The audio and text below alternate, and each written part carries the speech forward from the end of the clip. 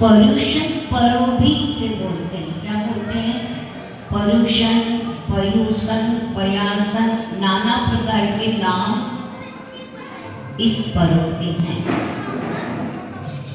10 लक्षण धर्म भी इस पर्व को करते हैं। धर्म 1 और लक्षण 10। समझने की विधि 10 प्रकार की है, धर्म तो एक ही है। प्रश्न उठता है कि आज से पर्युषण पर्व क्यों? एक वर्ष में 3 बार, माघ, फिर दूसरा महीना कौन सा है?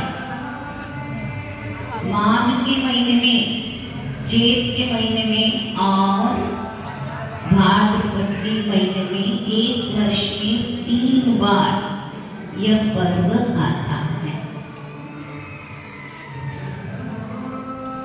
सावन पदी एकम से अवसर्पणी काल के बाद सारी व्यवस्था क्या होती? पंचम काल आता है, फिर छठा काल आता है। उसमें सारा धर्म समाप्त हो जाता है, न राजा रहता है और न अग्नि रहती है और न धर्म रहता है।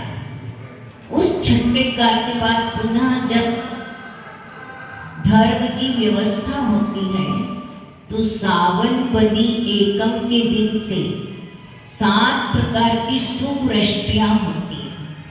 दूध, दही, सरोजनी, इक्षुरस, अमृत, शुद्ध अच्छा क्षीर सागर के जल जैसा सुगंधित जल आदि की 7 दिन तक वर्षा होती है। जो भूमि और पृथ्वी खराब हो गई थी, अस्त व्यस्त खरदरी हो गई थी, वह 7 प्रकार की वर्षा से पूरी जमीन जो होती है, भूमि होती है, व्यवस्थित हो जाती है, चिकनी हो जाती है।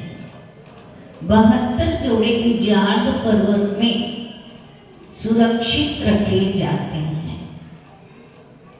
उसके अलावा और भी जोड़े जाते हैं। उन जोड़ों को लाया जाता है। 7 दिन की वृष्टि यानी 49 दिन, वो पूर्वे भाद्रपद सुदी चौथ को पूरे 49 दिन में वो वृष्टियां होकर आज वो जोड़े आए तो आज धर्म की शुरुआत होती है। जीवन यापन की कला शुरू होती है।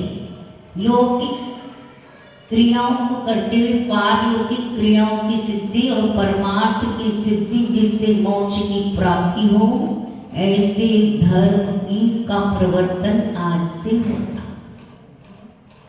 पहला दिन क्षमा धर्म का रखा, क्योंकि जब तक अंदर कषाय बैठी होगी तो कषाय की सन्निधि में कभी भी धर्म नहीं होता।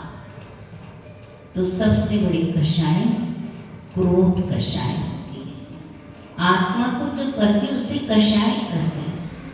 कषायों का तिरस्कार किया जाता है। निरंतर हम कषायों में झुलसते रहते हैं।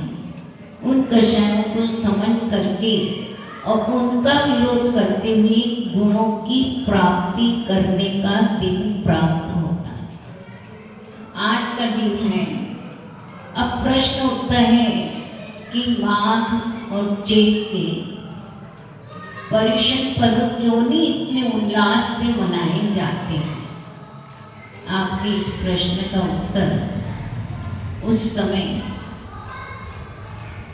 व्यापार का सीजन विशेष होता है, पढ़ाई अधिक होती है और मात्र यही पर्व और कल्याणक आदि उनमें आते हैं।